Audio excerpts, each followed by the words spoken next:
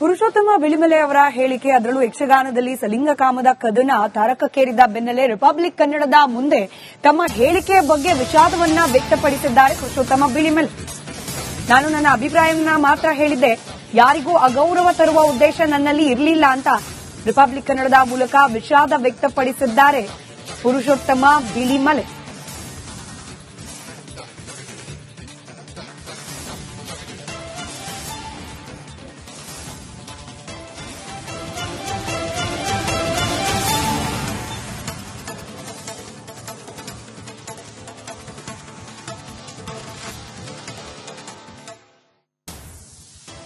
ಕನ್ನಡ ಅಭಿವೃದ್ಧಿ ಪ್ರಾಧಿಕಾರದ ಅಧ್ಯಕ್ಷರಾದಂಥ ಪುರುಷೋತ್ತಮ ಬಿಳಿಮಲೆ ಅವರ ಜೊತೆಲಿದ್ದೇನೆ. ಖುದ್ದು ಸಾಹಿತಿಗಳು, ಲೇಖಕರು, ಅನೇಕ ಕೇಡರ್ಗಳಲ್ಲಿ ದೇಶದ ಉತ್ತರ ಭಾರತ, ದಕ್ಷಿಣ ಭಾರತ ಎಲ್ಲ ಕಡೆ ಕೆಲಸ ಮಾಡಿರುವಂತ ಹಿರಿಯರು ಇರ್ತಾರೆ. ಸರ್, ಮೊನ್ನೆ ಮೈಸೂರಿನಲ್ಲಿ ಮಾತಾಡುವಂತ ಸಂದರ್ಭದಲ್ಲಿ ಯಕ್ಷಗಾನ ಕಲಾವಿದರ ಬಗ್ಗೆ ಒಂದು ಸ್ಟೇಟ್ಮೆಂಟ್ ಅಥವಾ ಒಂದು ವ್ಯಾಖ್ಯಾನ ಕೊಟ್ಟಿದ್ದೀರಿ. ಸ್ತ್ರೀವೇಷಧಾರಿಗಳು ಯಕ್ಷಗಾನದಲ್ಲಿ ಯಾರಿರ್ತಾರೆ ಅವರು ಬಹುತೇಕರು ಸಲಿಂಗಿಗಳು ಆಗಿದ್ದಾರೆ. ಇದನ್ನ ನೀವು ಪ್ರಪಂಚದ ಮುಂದೆ ತೆರೆದಿಡುವಂತ ಪ್ರಯತ್ನ ಮಾಡಿದ್ರ ಅಥವಾ ಟೀಕೆ ಮಾಡಿದ್ರ ಅಥವಾ ಲೇವಡಿ ಮಾಡಿದ? ಇದು ಯಾಕಂದ್ರೆ ಸಮಾಜದಲ್ಲಿ ಬೇರೆ ಬೇರೆ ಆಯಾಮಗಳಲ್ಲಿ ಜನ ಇದನ್ನ ನೋಡಕ್ ಸ್ಟಾರ್ಟ್ ಮಾಡಿದ್ದಾರೆ. ಇಲ್ಲ, ನಾನು ಹೇಳಿದ ಮಾತನ್ನ ಬೇರೆ ಬೇರೆ ಜನ ಬೇರೆ ಬೇರೆ ತರ ಗ್ರಹಿಸಿದನ್ನು ನಾನು ಗಮನಿಸಿದ್ದೇನೆ. ಮುಖ್ಯವಾಗಿ ಮೈಸೂರಲ್ಲಿ ನಾನು ಹೋದದ್ದು ನೋಡಿ, ನಾವು ಕೂಗುವ ಕೂಗು ಎಂಬ ಒಂದು ಪುಸ್ತಕದ ಬಿಡುಗಡೆಗೆ. ಈ ಪುಸ್ತಕದಲ್ಲಿ 7 ಜನ ನೀಲಗಾರರು ನಿಮಗೆ ಗೊತ್ತಿದೆ, ದೀಕ್ಷೆ ತಕೊಂಡ ಮೇಲೆ ಭಿಕ್ಷೆ ಬೇಡ್ಲಿಕ್ಕೆ ಹೋಗ್ತಾರೆ.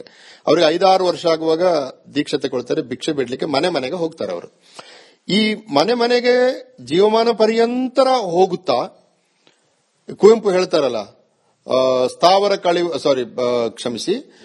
ಅವರು ಏನು ಎಲ್ಲಿಯೂ ನಿಲ್ಲದಿರು ಮನೆಯನೆಂದು ಕಟ್ಟದಿರು ಅಂತ ಹೇಳ್ತಾರಲ್ಲ, ಆ ತರ ಇವರು ನಿರಂತರವಾಗಿ ಸುತ್ತುತ್ತಾ ಇರುವವರು. ಈ ಪುಸ್ತಕದಲ್ಲಿ ಕೃಷ್ಣಮೂರ್ತಿ ಹನೂರ್ ಅವರು ನಿರಂತರವಾಗಿ ಸುತ್ತುತ್ತಾ ಇರುವಂತಹ ಒಬ್ಬ ಕಲಾವಿದನ ಬದುಕಿನ ಅಮೂಲ್ಯ ಕ್ಷಣಗಳು ಹೇಗಿವೆ ಎಂಬುದನ್ನು ದಾಖಲು ಮಾಡ್ತಾರೆ. ಅದರಲ್ಲಿ ಅವರ ಮದುವೆ ಸಂಬಂಧಗಳು, ದೈಹಿಕ ಕಾಮನೆಗಳ ಸಂಬಂಧಗಳು, ಆಮೇಲೆ ಯಾರೋ ಒಬ್ಬರನ್ನು ಪ್ರೀತಿಸಿದ್ದು, ಇದೆಲ್ಲ ಬರ್ತದೆ. ತುಂಬಾ ಅದ್ಭುತವಾದ ಪುಸ್ತಕ. ಇದನ್ನು ಹೇಳುವಾಗ ನಾನು ಇದಕ್ಕೆ ಸಮಾನಾಂತರವಾಗಿ ನಮ್ಮ ಕಡೆ ಯಕ್ಷಗಾನದಲ್ಲಿಯೂ ಕೂಡ ಇತ್ತು, ಈಗ ಅದಿಲ್ಲ. ಯಾಕಂದ್ರೆ ಈಗ ಯಕ್ಷಗಾನ 7 ಗಂಟೆಗೆ ಆರಂಭವಾಗಿ 11 ಗಂಟೆಗೆ ಮುಗೀತದೆ. ಕಲಾವಿದರು ಮನೆಗಳಿಗೆ ಹೋಗ್ತಾರೆ, ಕಾರ್ಗಳಲ್ಲಿ ಬರ್ತಾರೆ, ಆರ್ಥಿಕ ಪರಿಸ್ಥಿತಿ ತುಂಬಾ ಇಂಪ್ರೂವ್ ಆಗಿದೆ. ಹಾಗಾಗಿ ಈಗ ಅಲ್ಲ ಇದು. ಆದ್ರೆ ನಾನು ಯಕ್ಷಗಾನ ನೋಡ್ತಾ ಇದ್ದಾಗ ಅವರು ಲಾರಿಯಲ್ಲಿಯೋ ಬಸ್ಸಿನಲ್ಲಿಯೋ ಕುಳಿತು 6 ತಿಂಗಳುಗಳ ಕಾಲ ಮನೆಯಿಂದ ದೂರ ಇರ್ತಾರೆ. ಅವರು ನವೆಂಬರ್ 26ಕ್ಕೆ ಯಕ್ಷಗಾನ ಆರಂಭ ಆಗ್ತದೆ, ಮೇ 26ಕ್ಕೆ ಯಕ್ಷಗಾನ ಮುಗಿಯುತ್ತದೆ. ಯಾಕಂದ್ರೆ ಮಳೆಗಾಲ ಆರಂಭ ಆಗ್ತದೆ. ಈ ನಡುವೆ ಅವರು 1-2 ಸಲ ಮಾತ್ರ ಅವರಿಗೆ ಮನೆಗೆ ಹೋಗ್ಲಿಕ್ಕೆ ಅವಕಾಶ ಆಗುದು. ಯಾಕಂದ್ರೆ ದೂರದ ಊರಿನಿಂದ ಹೋಗಿ ಬರುವುದು ಸಮಸ್ಯೆ ಇತ್ಯಾದಿ. ಈಗ ಒಂದು ಊರಿಂದ ಒಂದು ಊರಿಗೆ ಹೋಗುವ ಕಲಾವಿದರು ಹೇಗೆ ನೀಲಗಾರರಿಗೆ ಸಮಸ್ಯೆಗಳಿದೆಯೋ, ಯಕ್ಷಗಾನ ಕಲಾವಿದರಲ್ಲಿ ಕೂಡ ಅಂಥದೇ ಸಮಸ್ಯೆ ಇದೆ. ಕುಮಾರ ವೆಂಕಣ್ಣ ಅಂತ ಒಬ್ಬರು ಒಂದು ಕಾದಂಬರಿ ಬರೆದ್ರು, ಬಣ್ಣದ ಮಾಲಿಂಗ ಅಂತ ಒಬ್ಬರು ಕಲಾವಿದರು ಇದ್ರು ಅವರು. ಆಮೇಲೆ ಅದು ಒಂದು ಅಪವಾದ ಅಂತ ಬಿಟ್ರೆ ದಕ್ಷಿಣ ಕನ್ನಡದ ಯಾವ ಬರಹಗಾರರು ಕೂಡ ಅಲ್ಲಿಯ ಭೂತಾರಾಧನೆಯಲ್ಲಿ 1000ಕ್ಕಿಂತ ಹೆಚ್ಚು ಕಲಾವಿದರಿದ್ದಾರೆ. ಯಕ್ಷಗಾನದಲ್ಲಿ ಏನಿಲ್ಲ ಅಂದ್ರೂ 10,000ಕ್ಕಿಂತ ಹೆಚ್ಚು ಕಲಾವಿದರಿದ್ದಾರೆ.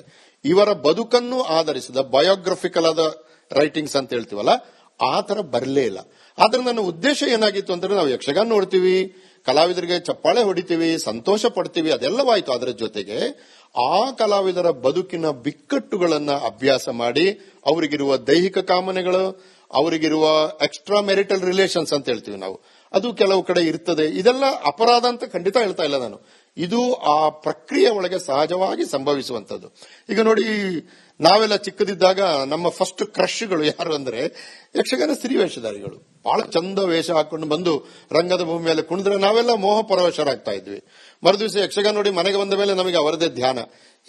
ಇದು ಆ ಕಲೆ ನಮ್ಮ ಮೇಲೆ ಬೀರಿದ ಪರಿಣಾಮ. ಆದ್ದರಿಂದ ನಾನು ಆ ಕಲಾವಿದರ ಬದುಕಿನ ಬವಣೆಗಳಿಗೆ ಧ್ವನಿಯಾಗಬೇಕು ಅಂತ ಲೇಖಕರಿಗೆ ಕರೆ ಕೊಟ್ಟನೇ ವಿನಃ ಆ ಕಲಾವಿದರಿಗೆ ಅವಮಾನ ಆಗಬೇಕು ಅಂತ ನಾನು ಹೇಳಿದ್ದಲ್ಲ.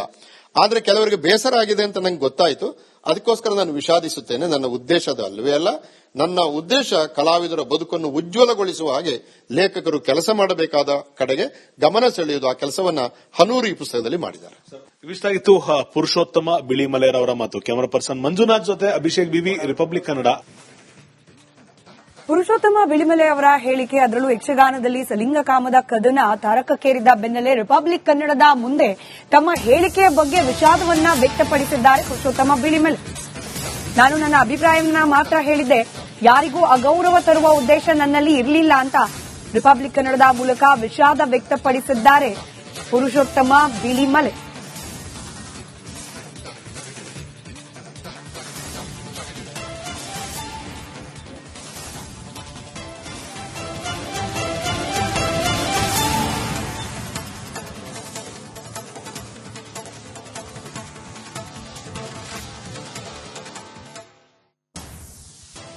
ಕನ್ನಡ ಅಭಿವೃದ್ಧಿ ಪ್ರಾಧಿಕಾರದ ಅಧ್ಯಕ್ಷರಾದಂಥ ಪುರುಷೋತ್ತಮ ಬಿಳಿಮಲೆ ಅವರ ಜೊತೆಲಿದ್ದೇನೆ. ಖುದ್ದು ಸಾಹಿತಿಗಳು, ಲೇಖಕರು, ಅನೇಕ ಕೇಡರ್ಗಳಲ್ಲಿ ದೇಶದ ಉತ್ತರ ಭಾರತ, ದಕ್ಷಿಣ ಭಾರತ ಎಲ್ಲ ಕಡೆ ಕೆಲಸ ಮಾಡಿರುವಂತ ಹಿರಿಯರು ಇರ್ತಾರೆ.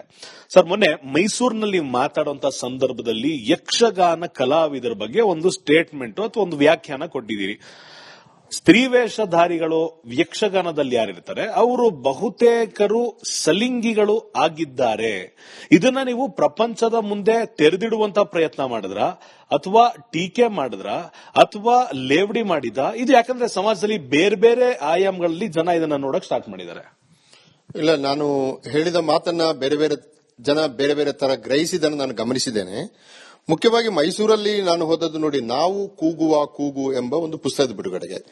ಈ ಪುಸ್ತಕದಲ್ಲಿ 7 ಜನ ನೀಲಗಾರರು ನಿಮಗೆ ಗೊತ್ತಿದೆ, ದೀಕ್ಷೆ ತಕೊಂಡ ಮೇಲೆ ಭಿಕ್ಷೆ ಬಿಡ್ಲಿಕ್ಕೆ ಹೋಗ್ತಾರೆ.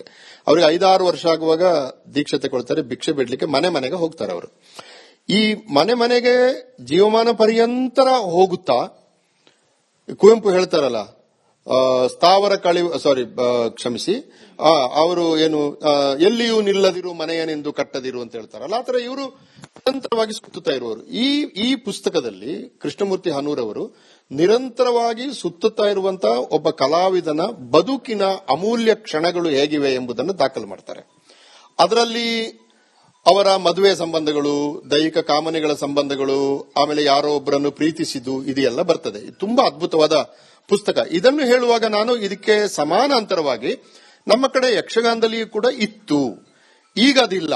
ಯಾಕಂದ್ರೆ ಈಗ ಯಕ್ಷಗಾನ 7 ಗಂಟೆಗೆ ಆರಂಭವಾಗಿ 11 ಗಂಟೆಗೆ ಮುಗೀತದೆ. ಕಲಾವಿದರು ಮನೆಗಳಿಗೆ ಹೋಗ್ತಾರೆ, ಕಾರ್ಗಳಲ್ಲಿ ಬರ್ತಾರೆ, ಆರ್ಥಿಕ ಪರಿಸ್ಥಿತಿ ತುಂಬಾ ಇಂಪ್ರೂವ್ ಆಗಿದೆ. ಹಾಗಾಗಿ ಈಗ ಅಲ್ಲ ಇದು. ಆದ್ರೆ ನಾನು ಯಕ್ಷಗಾನ ನೋಡ್ತಾ ಇದ್ದಾಗ ಅವರು ಲಾರಿಯಲ್ಲಿಯೋ ಬಸ್ಸಿನಲ್ಲಿಯೋ ಕುಳಿತು 6 ತಿಂಗಳುಗಳ ಕಾಲ ಮನೆಯಿಂದ ದೂರ ಇರ್ತಾರೆ. ಅವರು ನವೆಂಬರ್ 26ಕ್ಕೆ ಯಕ್ಷಗಾನ ಆರಂಭ ಆಗ್ತದೆ, ಮೇ 26ಕ್ಕೆ ಯಕ್ಷಗಾನ ಮುಗಿಯುತ್ತದೆ. ಯಾಕಂದ್ರೆ ಮಳೆಗಾಲ ಆರಂಭ ಆಗ್ತದೆ. ಈ ನಡುವೆ ಅವರು 1-2 ಸಲ ಮಾತ್ರ ಅವರಿಗೆ ಮನೆಗೆ ಹೋಗ್ಲಿಕ್ಕೆ ಅವಕಾಶ ಆಗುದು. ಯಾಕಂದ್ರೆ ದೂರದ ಊರಿನಿಂದ ಹೋಗಿ ಬರುವುದು ಸಮಸ್ಯೆ ಇತ್ಯಾದಿ. ಈಗ ಒಂದು ಊರಿಂದ ಒಂದು ಊರಿಗೆ ಹೋಗುವ ಕಲಾವಿದರು ಹೇಗೆ ನೀಲಗಾರರಿಗೆ ಸಮಸ್ಯೆಗಳಿದೆಯೋ, ಯಕ್ಷಗಾನ ಕಲಾವಿದರಲ್ಲಿ ಕೂಡ ಅಂಥದೇ ಸಮಸ್ಯೆ ಇದೆ. ಕುಮಾರ ವೆಂಕಣ್ಣ ಅಂತ ಒಬ್ಬರು ಒಂದು ಕಾದಂಬರಿ ಬರೆದ್ರು, ಬಣ್ಣದ ಮಾಲಿಂಗ ಅಂತ ಒಬ್ಬರು ಕಲಾವಿದರು ಇದ್ರು ಅವರು. ಆಮೇಲೆ ಅದು ಒಂದು ಅಪವಾದ ಅಂತ ಬಿಟ್ರೆ ದಕ್ಷಿಣ ಕನ್ನಡದ ಯಾವ ಬರಹಗಾರರು ಕೂಡ ಅಲ್ಲಿಯ ಭೂತಾರಾಧನೆಯಲ್ಲಿ 1000ಕ್ಕಿಂತ ಹೆಚ್ಚು ಕಲಾವಿದರಿದ್ದಾರೆ. ಯಕ್ಷಗಾನದಲ್ಲಿ ಏನಿಲ್ಲ ಅಂದ್ರೂ 10,000ಕ್ಕಿಂತ ಹೆಚ್ಚು ಕಲಾವಿದರಿದ್ದಾರೆ. ಇವರ ಬದುಕನ್ನು ಆಧರಿಸಿದ ಬಯೋಗ್ರಫಿಕಲ್ ಆದ ರೈಟಿಂಗ್ಸ್ ಅಂತ ಹೇಳ್ತೀವಲ್ಲ, ಆ ತರ ಬರಲೇ ಇಲ್ಲ. ಆದ್ರೆ ನನ್ನ ಉದ್ದೇಶ ಏನಾಗಿತ್ತು ಅಂದ್ರೆ, ನಾವು ಯಕ್ಷಗಾನ ನೋಡ್ತೀವಿ, ಕಲಾವಿದರಿಗೆ ಚಪ್ಪಾಳೆ ಹೊಡಿತೀವಿ, ಸಂತೋಷ ಪಡ್ತೀವಿ, ಅದೆಲ್ಲವಾಯ್ತು. ಅದರ ಜೊತೆಗೆ ಆ ಕಲಾವಿದರ ಬದುಕಿನ ಬಿಕ್ಕಟ್ಟುಗಳನ್ನ ಅಭ್ಯಾಸ ಮಾಡಿ, ಅವರಿಗಿರುವ ದೈಹಿಕ ಕಾಮನೆಗಳು, ಅವರಿಗಿರುವ ಎಕ್ಸ್ಟ್ರಾ ಮೆರಿಟಲ್ ರಿಲೇಷನ್ಸ್ ಅಂತ ಹೇಳ್ತೀವಿ ನಾವು, ಅದು ಕೆಲವು ಕಡೆ ಇರ್ತದೆ. ಇದೆಲ್ಲ ಅಪರಾಧ ಅಂತ ಖಂಡಿತ ಹೇಳ್ತಾ ಇಲ್ಲ ನಾನು. ಇದು ಆ ಪ್ರಕ್ರಿಯೆ ಒಳಗೆ ಸಹಜವಾಗಿ ಸಂಭವಿಸುವಂತದ್ದು. ಈಗ ನೋಡಿ, ನಾವೆಲ್ಲ ಚಿಕ್ಕದಿದ್ದಾಗ ನಮ್ಮ ಫಸ್ಟ್ ಕ್ರಶ್ಗಳು ಯಾರು ಅಂದ್ರೆ ಯಕ್ಷಗಾನ ಸ್ತ್ರೀ ವೇಷಧಾರಿಗಳು. ಬಹಳ ಚಂದ ವೇಷ ಹಾಕೊಂಡು ಬಂದು ರಂಗದ ಭೂಮಿ ಮೇಲೆ ಕುಣಿದ್ರೆ ನಾವೆಲ್ಲ ಮೋಹ ಪರವಶರಾಗ್ತಾ ಇದ್ವಿ. ಮರುದಿವಸ ಯಕ್ಷಗಾನ ನೋಡಿ ಮನೆಗೆ ಬಂದ ಮೇಲೆ ನಮಗೆ ಅವರದೇ ಧ್ಯಾನ. ಇದು ಆ ಕಲೆ ನಮ್ಮ ಮೇಲೆ ಬೀರಿದ ಪರಿಣಾಮ. ಆದ್ದರಿಂದ ನಾನು ಆ ಕಲಾವಿದರ ಬದುಕಿನ ಬವಣೆಗಳಿಗೆ ಧ್ವನಿಯಾಗಬೇಕು ಅಂತ ಲೇಖಕರಿಗೆ ಕರೆ ಕೊಟ್ಟನೆ ವಿನಃ ಆ ಕಲಾವಿದರಿಗೆ ಅವಮಾನ ಆಗಬೇಕು ಅಂತ ನಾನು ಹೇಳಿದ್ದಲ್ಲ. ಆದ್ರೆ ಕೆಲವರಿಗೆ ಬೇಸರ ಆಗಿದೆ ಅಂತ ನಂಗೆ ಗೊತ್ತಾಯ್ತು. ಅದಕ್ಕೋಸ್ಕರ ನಾನು ವಿಷಾದಿಸುತ್ತೇನೆ. ನನ್ನ ಉದ್ದೇಶ ಅದು ಅಲ್ಲವೇ ಅಲ್ಲ. ನನ್ನ ಉದ್ದೇಶ ಕಲಾವಿದರ ಬದುಕನ್ನು ಉಜ್ವಲಗೊಳಿಸುವ ಹಾಗೆ ಲೇಖಕರು ಕೆಲಸ ಮಾಡಬೇಕಾದ ಕಡೆಗೆ ಗಮನ ಸೆಳೆಯುವುದು. ಆ ಕೆಲಸವನ್ನ ಹನೂರು ಈ ಪುಸ್ತಕದಲ್ಲಿ ಮಾಡಿದ್ದಾರೆ. ಇವಿಷ್ಟಾಗಿತ್ತು ಪುರುಷೋತ್ತಮ ಬಿಳಿಮಲೆಯವರ ಮಾತು. ಕ್ಯಾಮರಾ ಪರ್ಸನ್ ಮಂಜುನಾಥ್ ಜೊತೆ ಅಭಿಷೇಕ್ ಬಿವಿ, ರಿಪಬ್ಲಿಕ್ ಕನ್ನಡ.